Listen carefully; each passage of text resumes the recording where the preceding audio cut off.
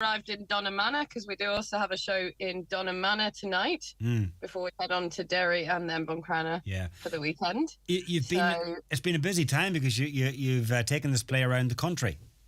Yeah, we've done 10 shows. Well, we will have done 10 shows over the course of 11 days, all the way down as far as Cork and then... all the way to Sligo. We've done all 4 quadrants. All 4 corners. Oh, brilliant, brilliant.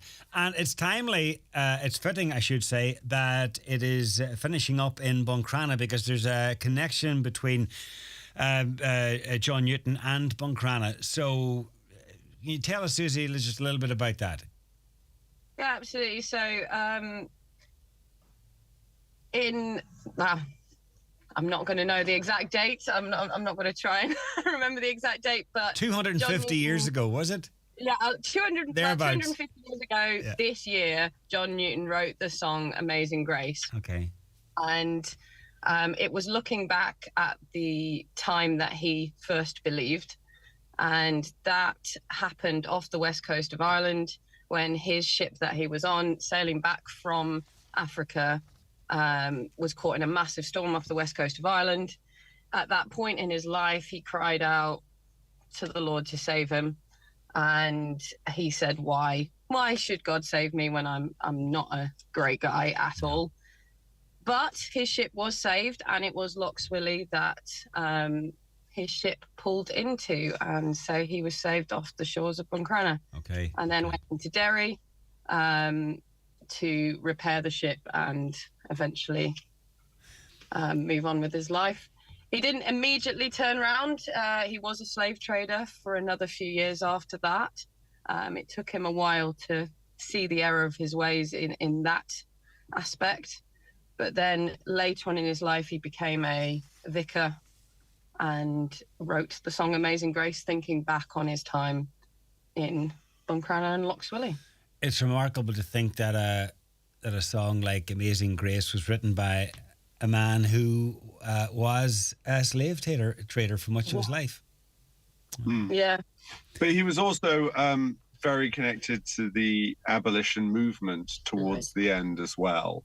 So he very much, through his own experience, spoke out against the wrongs of it, that so much of the politicians were working on theoretical comments from people, and he was able to be like, I did this, I can tell you what it's like and how awful it is.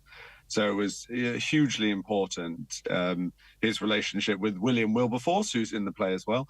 Not the real one, obviously, that would be weird.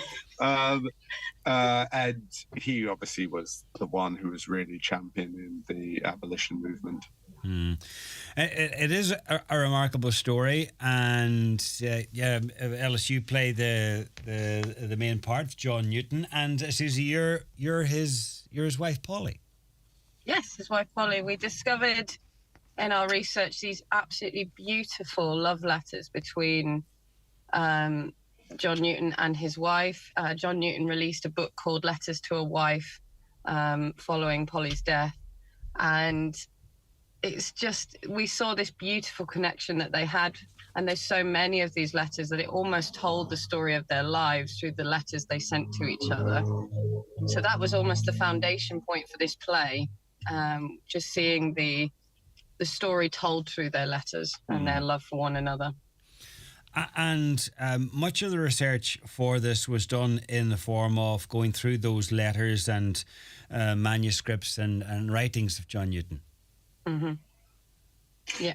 Yes, a large chunks of the play are verbatim pieces, which means they are lifted directly from the letters, though trimmed down. Newton wrote a lot, and he would sometimes write a lot of waffle. But so much of his playfulness, what was so exciting is to discover how silly he could be with her, and especially with her, and their connection they had, the language they had that was just for them. And so it's really beautiful to be doing genuine love letters and thoughts of love to each other through the play. So when you're researching this, and that process took a long time. The play was, I think, 3 years in the making. And then when you're on stage and rehearsing, you're really transported back to another time, another era, a different sort of language. And, love is love, but it was certainly a different sort of language that they were using. And that in itself is fascinating. Oh, yeah, it's great. We've got all our lovely 18th century clothes and 18th century way of behaving. The guys cross their legs. The women would never cross their legs because only a certain type of woman crossed her leg, of which Polly was not. Right. So all these things that you had to learn along the way. Yeah. Oh, yeah. Yeah. I'm sure there was no mistakes on stage. And Ellis, when you play the role of John night in, night out, and I'm guessing that you have got to go from bad guy to good guy, all in the space of whatever it is, 2 hours. Very much so. The one traveling from him when he was 17 all the way to the end of his life in the play. So that's one journey to do in terms of physicality and voice, and then the hardest part is committing to the fact when I am John as the slave trader. At the time, he didn't think it was wrong.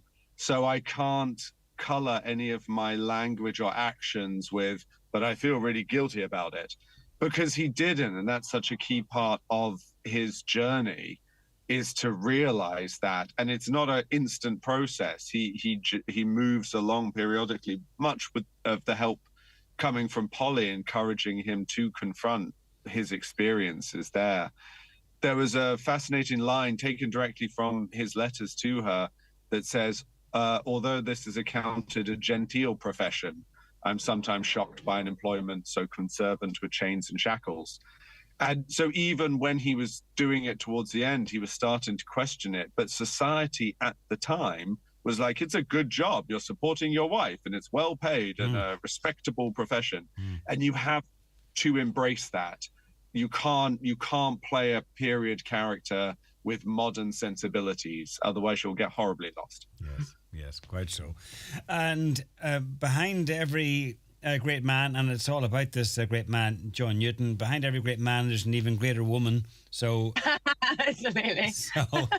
So tonight in Donamana, anyhow, and then tomorrow night in Derry, it's in St. Augustine's Church in Derry, and then the run finishes on Saturday night in St. Mary's Hall in Buncrana. The best of luck, guys, with the rest of the run. Ticket information, amazinggrace.ie. Yeah, amazinggrace.ie/forever-mine, where you can book your tickets for all of the 3 venues still remaining. And just turn up on the door. There will be tickets available on the door for most of these venues. Okay. Brilliant. Particularly the finale at Buncrana, St. Mary's Hall. Okay. So we'd love to see you there. Yeah. And fitting that it's finishing at St. Mary's. The best luck with the rest of the run. Thanks for having a chat with us. Thank you so much. Bye. Around the Northwest with Donegal Airport.